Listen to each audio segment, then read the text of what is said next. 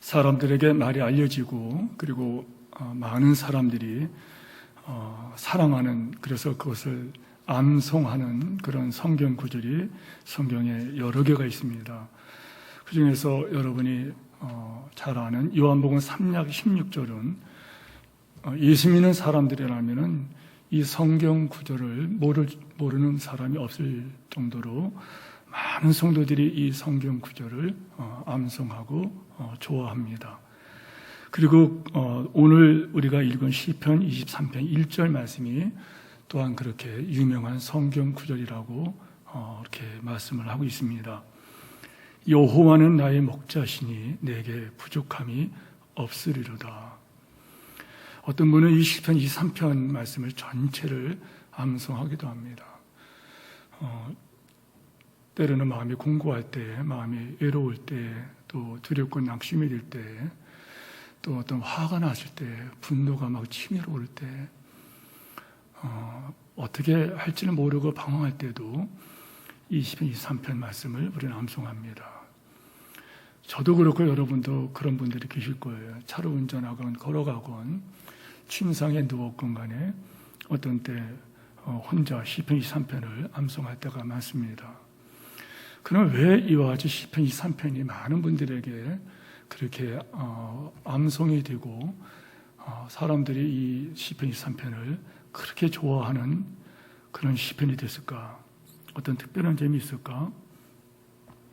시편 23편은 여러분이 아시는 것처럼 6절밖에 안 되는 아주 짧은 그런 구절입니다. 그런데 이 짧고 간결한 이 말씀에 담고 있는 그 임팩트라는 아주 강한 어떤 그 메시지, 위로와 그 격려의 그 메시지가 아주 강하기 때문입니다. 핵심이 뭐냐면은 하나님이 참 좋은 분이시다, 이겁니다. 하나님이 참 좋은 분이시다. 우리가 이 세상 살면서 이거를 경험하기가 참 어렵습니다. 그런데 이 시편 말씀을 암송할 때마다 그래, 하나님은 참 좋은 분이시다. 예. 시편 23편은 세 부분으로 나눌 수가 있는데 1절에서는 좋으신 하나님에 대한 신앙의 고백, 선포가 나옵니다. 2절에서 4절까지는 왜 하나님이 좋은 분이신가에 대한 이유를 말씀하고 5절, 6절에서는 그 모든 것의 그 결론을 내리면서 다짐을 하고 결단을 합니다. 성도 여러분, 1절 말씀을 우리 다 같이 암송할 테니까는요, 다 같이 읽겠습니다. 시작. 여호와는 나의 목자시니 내게 부족함이 없으리라. 이 말씀을 보면은요, 먼저 관찰하는 것, 여러분 잘 저 말씀을 한번 다시 보세요. 여호와는 나의 목자시니. 자, 여호와께서 계시고 내가 있어요. 여호와는 나의 목자시니. 그러기 때문에 나는 어떠하다, 그거 아닙니까? 근데 여기서 관찰하면서 우리가 주목해야 되는 것, 이 시편 23편 1절에서 우리에게 아주 강하게 말씀하는 게 뭐냐? 두드러진 특징은 다른 게 아니라 바로 개인적인 시편이라는 거예요. 여호와는 나의 목자시니. 여호와는 나의 목자시니. 시편 23편에는 여러분 우리라는 단어가 하나도 안 나오죠? 여러분 한번 보세요. 안 나옵니다. 여호와는 나의 목자시니 내게 부족함이 없으리라. 여기에서 친밀함이 뭐냐면 또 내게 부족함이 없다는 거예요. 근데 여기서 부족함이 없으리로다 하는 이 단어 있잖아요. 없으면 좋겠다. 혹은 그런 일이 이러면 있으면 안 되겠다. 뭐 그런 게 아니라 아예 없다는 거예요. 이 단어는 아주 단호한 거예요.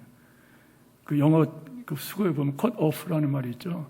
무를 자른 것처럼 딱 잘라버리는 거. 여호와는 나의 목자시기 때문에 내게 부족함이 아예 없다는 거예요. 아예 없다. 지금도 없고 앞으로도 없고 그리고 영원토록 없을 것이다. 이 단어가 그 단어입니다. 얼마나 여러분 이 단어가 강렬한지 아시겠죠? 하나님을 만난 사람들은 그렇게 된다는 거예요. 성도 여러분, 다윗은 목자로 달한 사람이죠. 목자였습니다. 예. 그는 시편을 이 삶을 쓸 때에 그는 목자와 양의 관계를 잘 알고 있는 사람으로서 하나님과 그 백성의 관계를 목자와 양의 관계로 말하고 있는데, 다윗이 주목하고 있는 이 목자와 양의 관계, 이거를 우리가 잘 살펴보면은 여러분 얼마나 이 다윗이 하나님과의 관계에서 믿음으로 하나님을 고백하면서 정말 하나님의 은혜에 감사하고 살아가는지를 볼 수가 있다는 거예요. 자, 그렇다면은 목자와 양의 관계는 무엇일까? 아니, 그 전에 양이라는 이 짐승은, 이 동물은 어떤 동물일까? 몇 가지를 제가 이렇게 좀 책을 찾아봤어요. 몇 가지만 말씀드릴게요. 이거를 여러분 읽어드릴 때에 여러분들은 인간이 그렇구나 이렇게 보시면 돼요. 사람들이 그렇구나 이렇게. 성경에서 여러분 그 말씀하는 예수님께서 나는 양은 내 음성을 듣고 할 때 그게 뭐 양을 치는 게 아니잖아요. 사람입니다. 그래서 여러분이 이 말씀할 때 여러분 자신을 돌아보세요. 양의 특징은 눈이 아주 나쁘답니다. 시력이 너무 나쁘다는 거예요. 그래서 눈앞에 뭔가 보이고 움직이면은 그것을 조조조조조 따라다닌다. 예. 시력이 너무 안 좋은 거예요. 여러분도 그렇지 않을까 생각해 보는 거예요. 그래서 누가 옆에서 뭐라 그러면 그냥 따라가는 거예요. 예, 양을 치는 개들이 옆에서 뛰다니면 자기도 그냥 같이 뛰고 막 그러는 거예요. 이 양은 눈이 시력이 너무 안 좋답니다. 또 잘 속는답니다. 이 양의 특징을 잘 속는다는 거예요. 예, 그래서 이 양의 분별 없는, 형편없는 이 분별력을 야생 개들이 잘 알고, 늑대 이런 것이 잘 알고, 그래서 책을 보니까 야생 개들 또 늑대들 이런 것들이 양떼를 교묘하게 유도해서 골짜기를 몰고 와가지고 거기서 몰살시켜 준다는 거예요. 세 번째, 양은 잘 넘어진다는 거예요. 양의 다리는 단단하지가 않고 그리고 이 빠르게 다르지를 못한다는 거예요. 그래서 넘어질 때가 많고 속도까지 느려서 맹수 앞에서는 이거는 잡아먹히는 것이 다반수라는 거예요. 네 번째, 넘어지면 못 일어난다는 거예요. 양이 일단 넘어지면 말 그대로 벌러덩하고 뒤집어진답니다. 완전히 뒤집혀서 이렇게 눕는다는 거예요. 그렇게 뒤집힌 양은 여러분 스스로 일어나기가 힘들답니다. 스스로 일어나기 힘들다. 여러분 신앙에 넘어진 사람들 잘 보세요. 잘 넘어지잖아요. 우리가 얼마나 많이 넘어집니까? 그리고 한 번 넘어지면은 벌러덩 하고 넘어져서 자기가 일어나기가 어렵다는 거예요. 그래서 목자가 와서 이렇게 줄 때까지는 그들은 누워 있는다고 해요. 그냥 가만히 누워 있답니다. 그러다가 양이 버둥거리면 배에 가스가 차면은 혈액순이 안 돼서 그냥 죽기도 한답니다.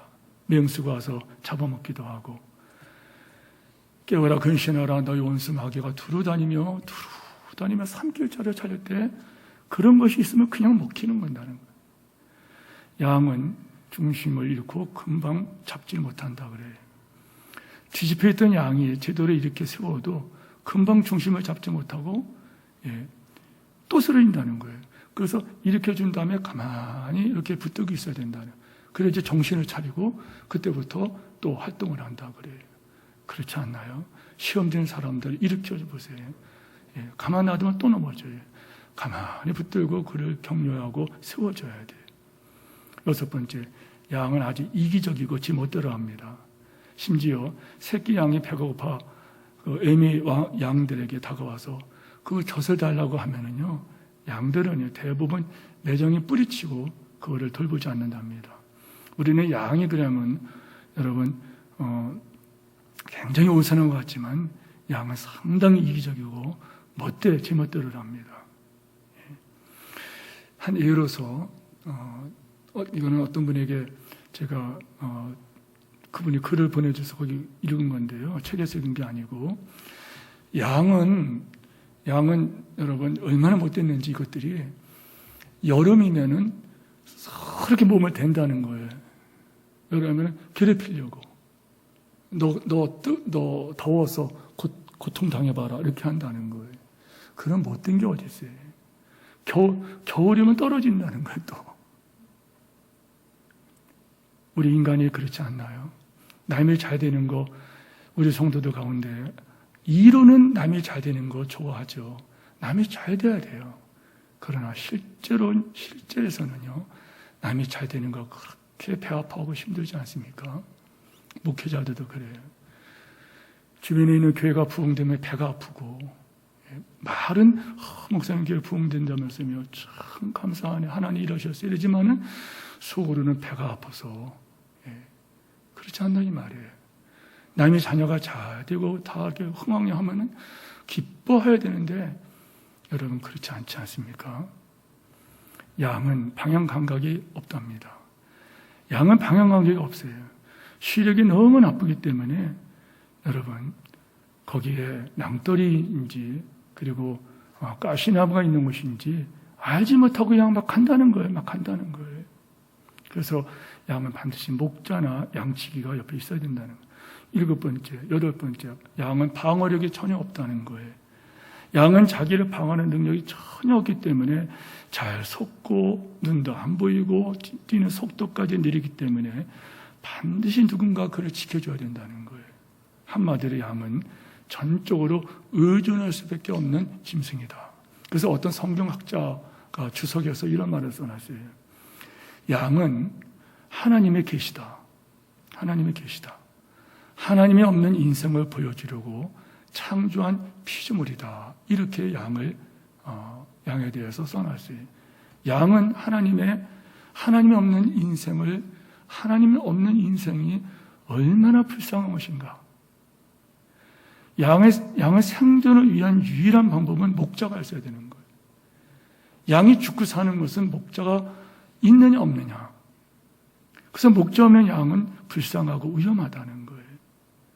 다시 말하면 양의 생존은 전적으로 어떤 목자를 만나냐가 달려있다는 거예요. 목사님들을 때로는 교회에서 목자라 이렇게 말을 하죠. 제가 이 교회를 원로 목사로 추대가 된다면 저는 이 교회 떠나게 될 것입니다.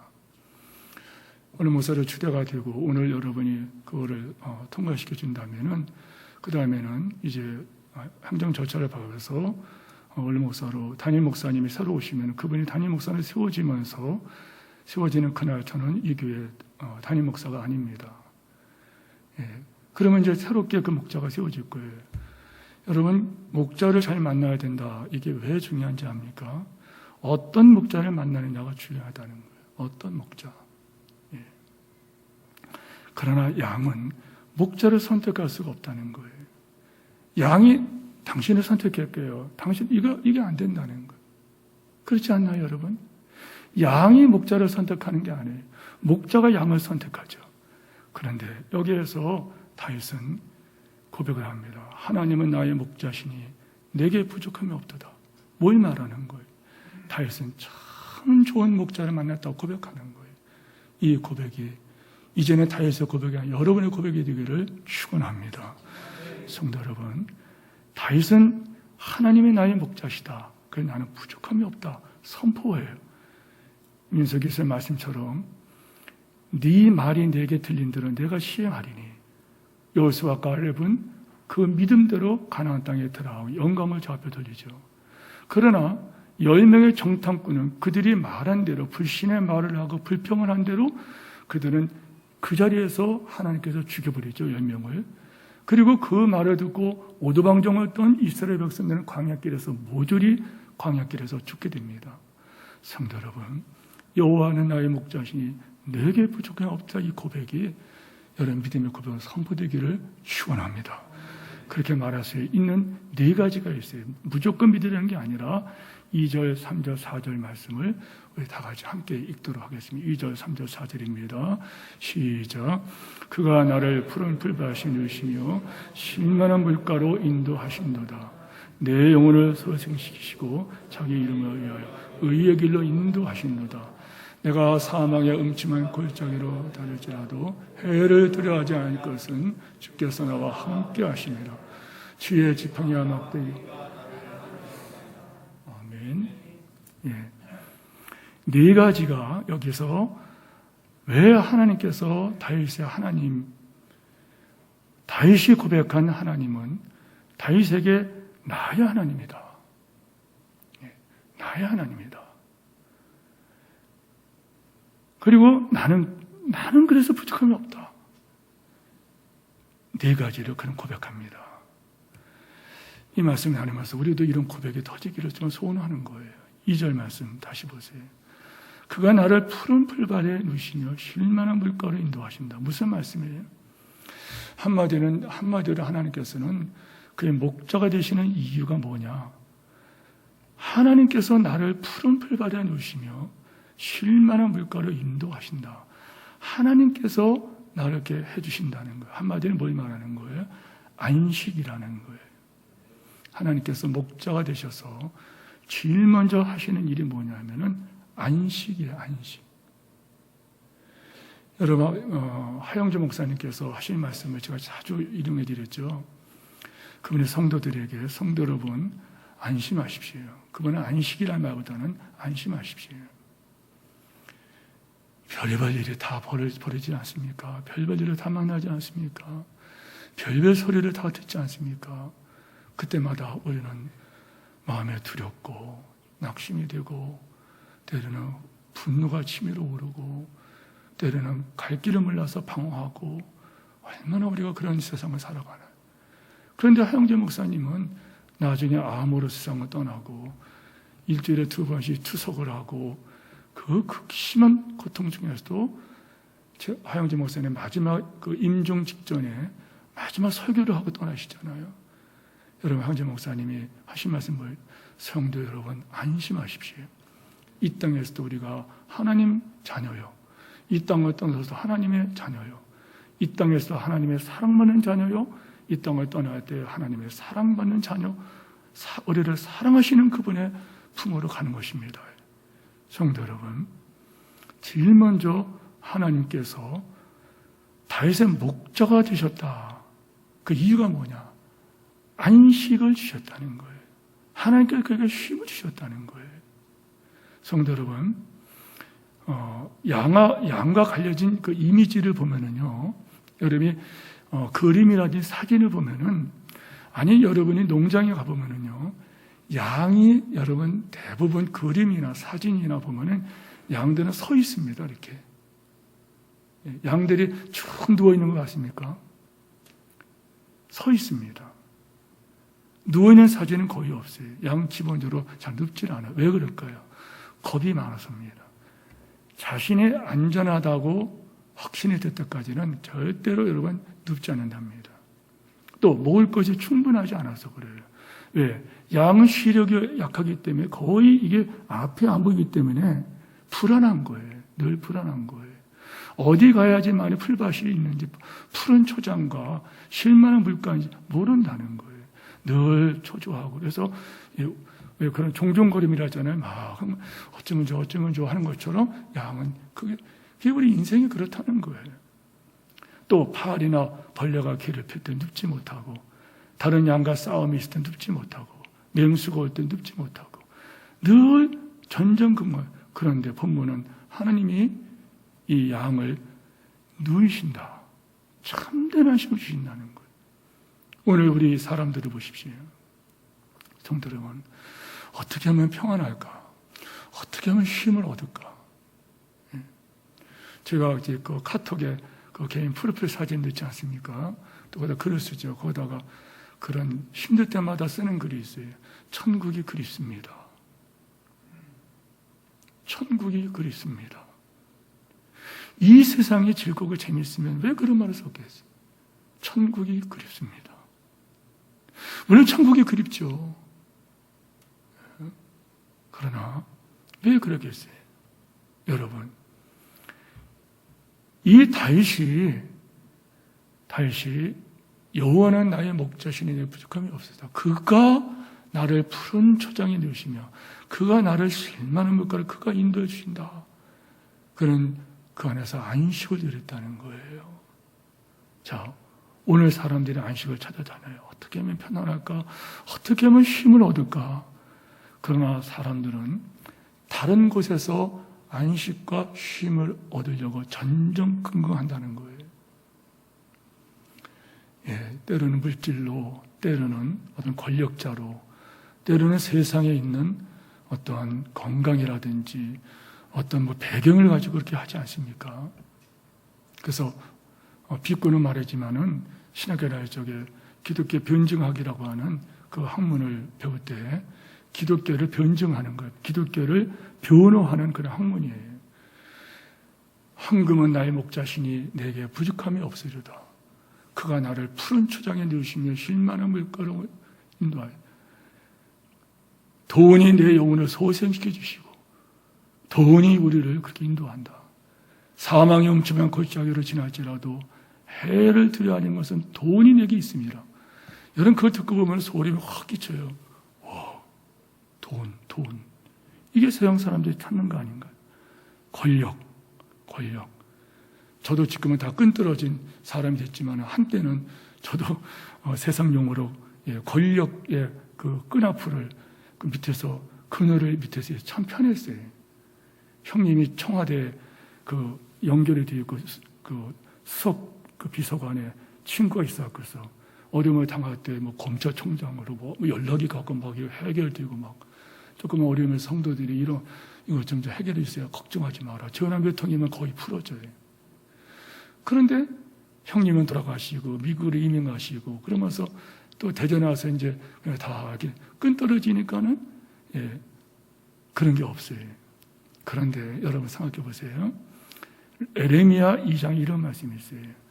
내 백성이 두 가지 악을 행하였나니 곧 생수에 근원되는 나를 버린 것과 곧 생수에 근원되는 나를 버린 것과 스스로 웅덩이를 판 것인데 그것은 물을 저축하지 못할 터진 웅덩이니라. 사람들이 하나님 외에 다른 것에서 어떤 쉼을 얻으려고 안식을 얻으려고 했으나 오늘 사람들이 여러분 하나님께서는 두 가지가 악이라고 그랬어요. 생수에 근원되는 나를 버린 것과 스스로 웅덩이를 팠는데 그 웅덩이는 밑이 터진 웅덩이에요. 아무리 복을 넣고 아무리 노력해도 다 빠져나갔다는 거예요. 눈앞에 만족을 줄 것 같지만 궁극적으로는 안식되지 못한다는 거예요. 여러분 참된 목자를 찾을까는 참된 안식이 없어요. 그러나 우리가 고백하는 것은 그가 나를 여러분 이스를 고백하십시다. 그가 나를 여러분 믿음으로 선포해보세요. 그가 나를 뭐 하십니까? 푸른 풀밭에 누워주시고 그가 나를 잔잔한 물가로 인도하여 아멘 하시면 이 복을 받을 것을 믿으시기를 축원합니다. 그대로 됩니다. 두 번째, 다윗이 1절에 고백을 한 이유는 3절에 있어요. 내 영혼을 소생시키시고 이 소생시킨다는 이 말이 뭐냐면요. 소생시킨다. 이것은 다시 살린다는 말이죠. 우리나라 말로는. 근데 원어는 이게 틀린 말이에요. 원어에서는 이렇게 나와 있지 않아요. 원래 성경 히브리어 원전 성경을 보면은 이 책을 찾아보니까 그런 뜻이 아니라 이 단어는 이 번역이 잘못된 건데요. 원래 있는 자리로 돌려보낸다. 원래 있던 자리로 돌려놓는다. 이런 뜻이랍니다. 다시 말하면 원래 있던 자리에서 이탈해 있다는 것을 전제하죠. 여기 있어야 되는데 이쪽에 가 있다는 거예요. 자, 양은 아까 말씀드렸어요. 방황하는 짐승이라고 했어요. 시력이 나빠서 멀리 보지 못할 뿐만 아니라 그래서 이기적으로 또 자기가 멋대로지 않더라. 이사야 53절 보면은 저희가 각기 제 길로 갔다 그랬잖아요. 그래서 원래 이 자리에 있어야 되는데 이탈하고 저기 가 있어요. 그러니까 야생 짐승들에게 먹잇감이 돼버리죠. 또 다른 경우는요, 이탈한 경우, 이거는 양이 뒤집힌다는 거예요. 새끼를 베거나 털이 많이 자라거나 살이 쪄서 비대해지면 양이 일어나지 못해요. 그때는 야생 짐승에게 먹히건 아니면 배에 가스가 차가지고 여러분 죽는답니다. 그런데 목자가 하는 게 뭐냐? 다시 와서 이탈한 양을 다시 그 자리에 갖다 놓는다는 거예요. 그래 넘어지면 일으켜주고 다시 그를 회복시킨다는 거예요. 자, 우리가 그렇지 않나요? 우리도요, 자꾸만 하나님을 떠나가려고 합니다. 자꾸만 하나님을 떠나서 살려고 애를 씁니다. 자꾸만 하나님을 떠나가려고 합니다. 어떤 경우 때는 이러면 안 되는데 하면서도 그렇게 합니다. 구원받기 이전만 그런 게 아니고 구원받은 이후에도 그런 습관이 있다는 거예요. 그런데 우리를 원래 자리로 되돌리는 분은 하나님이세요. 우리가 원래 하나님의 자녀의 권세로 영광의 주님과 함께 영원토록 살게 된 우리들이에요. 그런데 인간이 하나님을 이탈했습니다. 그리고 거기에는요, 죽음입니다. 심판입니다. 한 번 죽는 것은 정한 것이 이 땅에서도 죽어가요. 죽음이라는 것은 고통의 그거 아닌가요? 그리고 그 다음에는 또 죽어요. 심판을 받아요. 지옥 가요. 두 번째 죽음이 있어요. 정령 죽으리라. 요한계시록은 둘째 사망의 해가 있다는 거예요. 그런데 주님께서는 독생자 예수 그리스도 보내주심으로 우리를 다시 원래 그 자리로 돌려놨다는 거예요. 하나님의 사랑의 대상자요, 천국 백성을 만들어 주셨다는 거예요. 그가 자기 이름을 이야기 하셨다는 거예요. 그래서 여러분이 구원받은 여러분들은 하나님의 기쁨인 것을 아멘하시기 바랍니다. 그것을 선포하고 가야 된다는 거예요. 그걸 주장하고 가야 된다는 거예요. 그렇지 않으면요, 두루 다니며 산길차를 찾는 이 악한, 이 악마가, 이 마귀 새끼가 여러분을 덥석 물어가지고 그 영혼을 도둑질하고 죽이고 멸망시킨다는 거예요. 사랑하는 성도 여러분, 하나님께서는요, 이 말씀은 어떤 말인가 하면요, 자기 이름을 위하여 의롭게 인도하신다. 이 말씀은 하나님이 이기적인 것보다 자기만 위한다. 그런 뜻이 아닙니다. 그런 뜻이 아니고 이런 뜻이에요. 하나님은 내 이름을 걸고 일을 하겠다 이 말이에요. 내 이름을 걸고 내가 일을 하겠다. 일을 하는 거예요. 내 이름을 걸고 이 일은 내가 이루겠다. 이 하나님을 의지하고 하시기 바랍니다. 세 번째 4절 말씀 다 같이 읽어요. 시작. 내가 사망의 음침한 골짜기로 다닐지라도 해를 들어하지 않은가. 주께서 나와 함께 하심이라. 아멘. 사망의 음침한 골짜기 뭘까요? 맹수들이 숨어서 양을 노리는 그런 것이 아닌가요? 맹수들이 숨어서 양을 노리는 바로 그것입니다. 죽음의 위험이 상존하는 것이라는 거예요. 알레고리카 해석한다면 여러분, 이 세상은 죽음의 그림자가 함께 하잖아요. 여러분, 오늘도 살아있지만은 여러분, 물리적으로 말하고 영적으로 말하면은 여러분 오늘 하루 여러분 생에서 주어진 시간에서 그만큼 여러분 빼진 겁니다. 여러분 그만큼 죽음의 선으로 가까이 되면 가고 있다는 거예요. 이게 실존이잖아요. 그런데 여러분, 죽음의 위험이 큰 이 세상에서 우리가 평안하다, 안전하다는 그곳에도 죽음이 들어가요. 구중궁궐에 죽음이 안 들어가나요? 부자와 나사를 비교해서 보면 부자는 죽음이 비껴가나요? 성도 여러분, 그러나 두려워하지 않을 것은 여기 주께서 나와 함께 하십니다. 여기서도요, 주께서라고 번역된 것, 이것도요, 번역이 잘못된 겁니다. 주께서, 틀린 말은 아닙니다만은, 여러분, 이 표현의 정확한 표현은 뭐냐면요, 이런 겁니다. 주께서 나와 함께, 이런 것보다는요, 이건 이런 뜻이 정확하게, 당신께서, 이런 말이에요. 당신께서. 무슨 말입니까? 바로 눈앞에 있는 너하고 나하고 이런 걸 강조하는 거예요. 물론 주님께서 이렇게 뭔가 좀 멀어져 보여요. 원래 이 원문은 뭐냐? 그게 아니고요. 바로 내 앞에 있는 당신께서 멀리 계신 분이 아니라 가까이 계시다는 거예요. 그래서 우리가 그런 표현을 하잖아요. 당신이 이런 표현을 쓰잖아요. You. 예.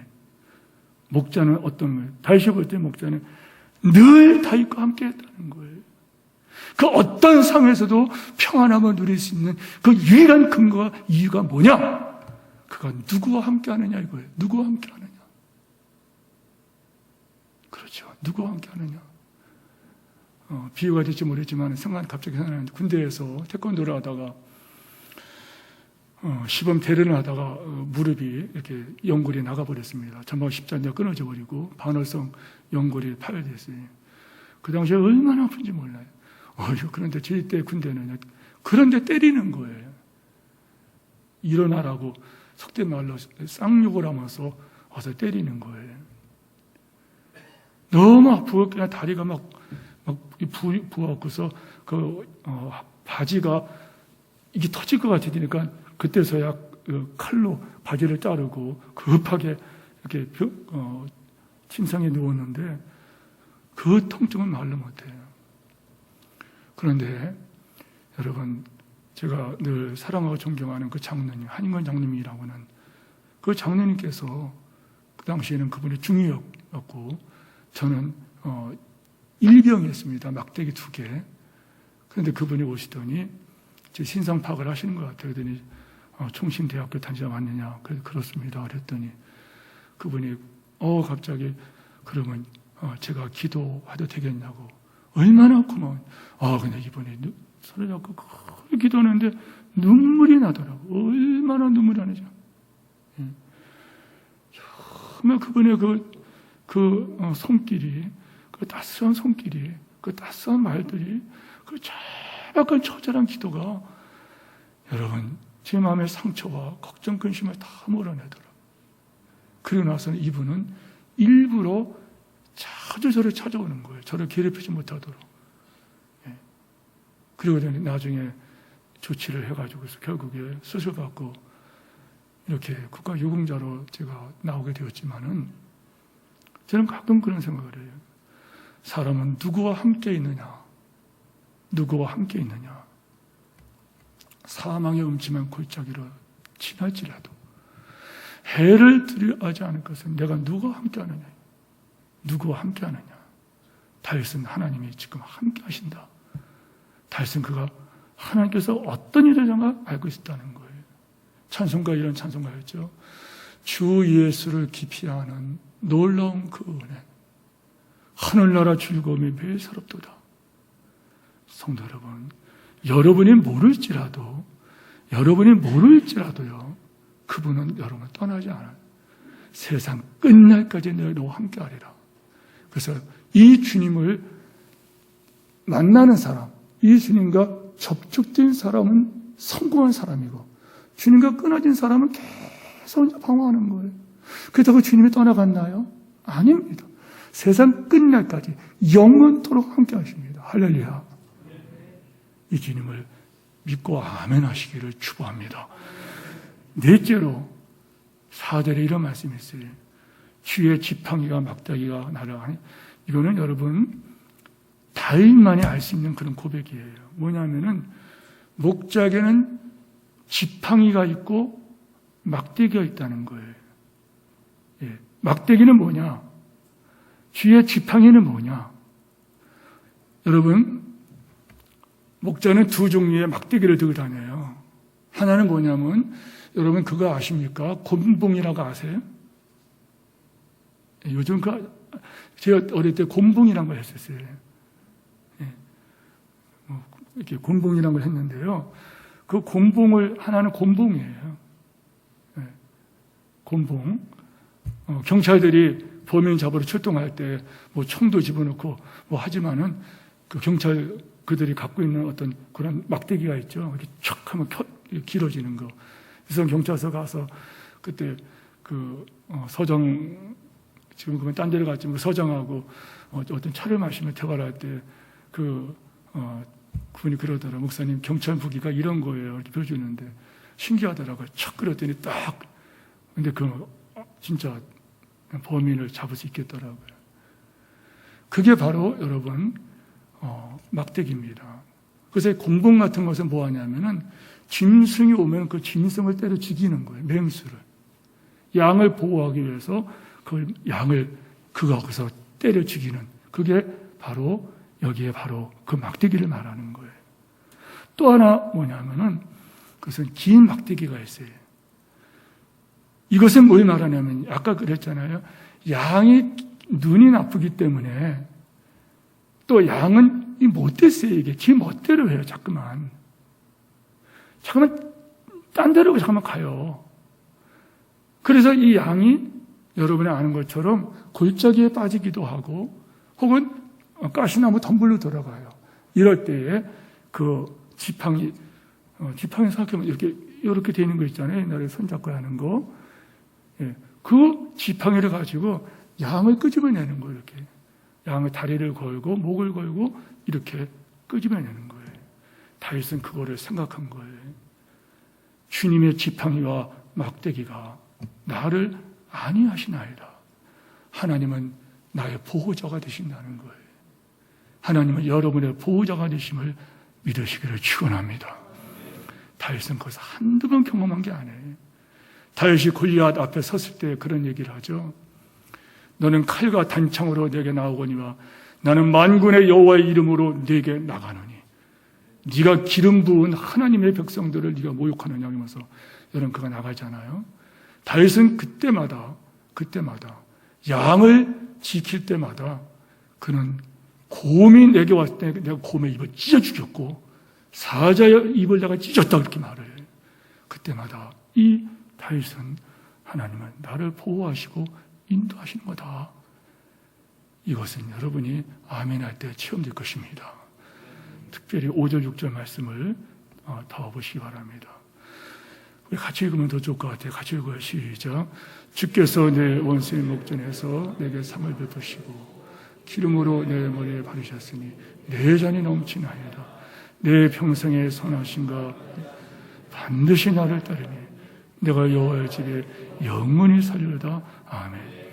주께서 내 원수의 목전에서 상을 차려주.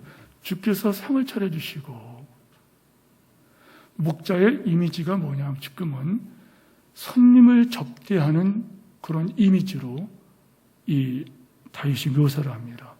하나님이 어떤 분일까 하는 것을 자꾸만 묘사하는 거예요. 그래서 이번에 뭐냐면 하나님은 손님을 대접하시는 귀한 어떤 집주인.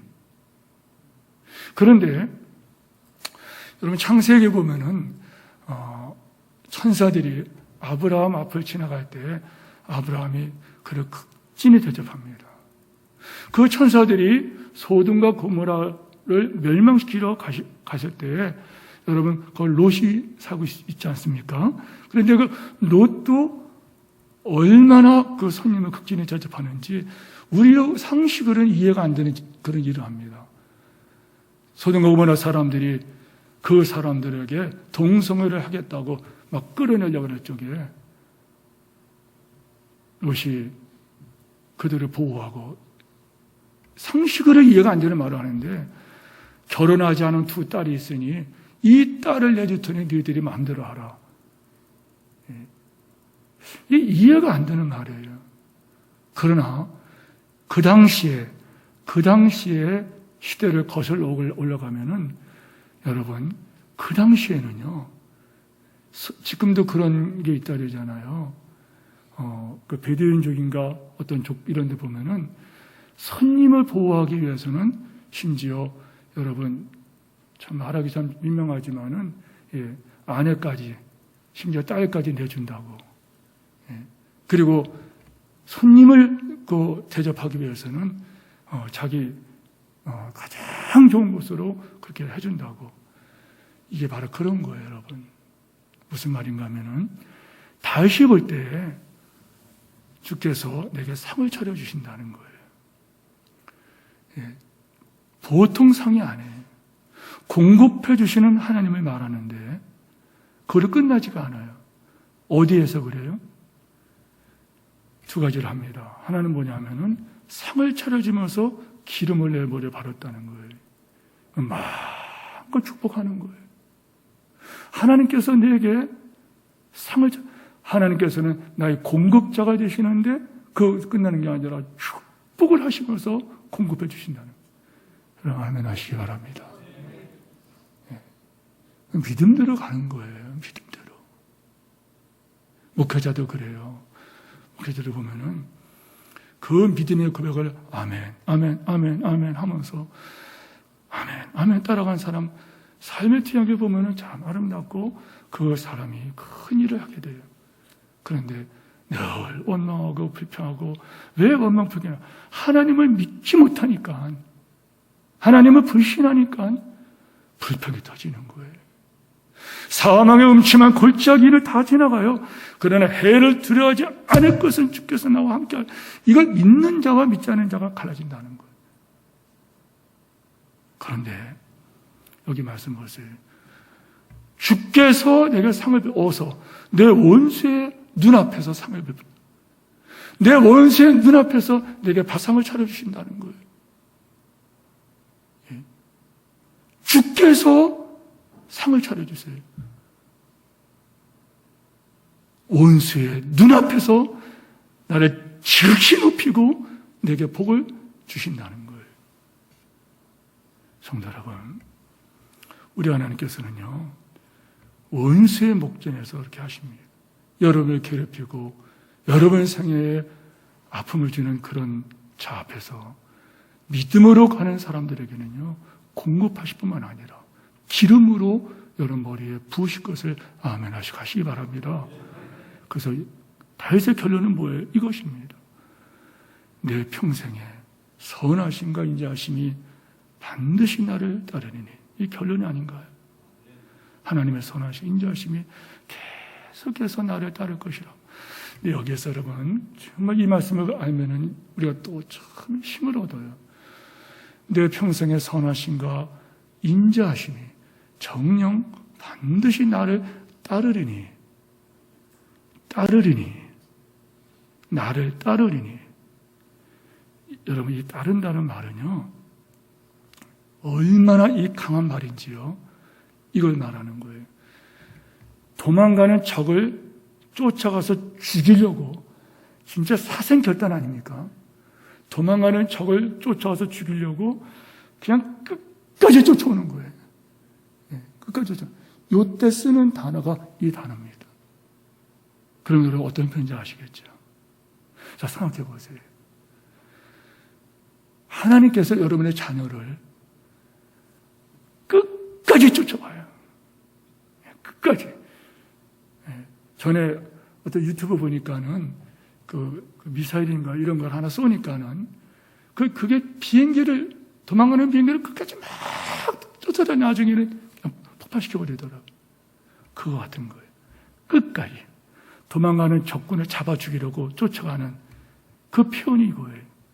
주님께서 내 자녀를 끝까지 쫓아와서 복을 주시려고. 다윗은 그걸 고백하는 거예요. 내 평생의 선하신 인자하심이 반드시 나를 끝까지 내 평생의 선하신 인자하심이 나를 끝까지 추적할 것이다. 내가 벗어나려고 해도, 내가 떠나려고 해도 그 선하심과 인자하심이 나를 추적하여 복을 주실 것이다. 그래서 그는 고백하는 거예요. 내가 여호와의 집에 영원히 살리라. 여호와의 집에 영원히 살리라. 때로는 사망의 음참한 골짜기를 지난 것 같은 그런 일을 당할지라도 하나님의 선하심은 변하지 않습니다. 이 하나님을 의지하시고요, 기억하고 감사하고 찬양하는 하루하루 또 일생이 되어서 돌아보면 하나님의 은혜를 쓰는 간증한 연대기를 축원합니다.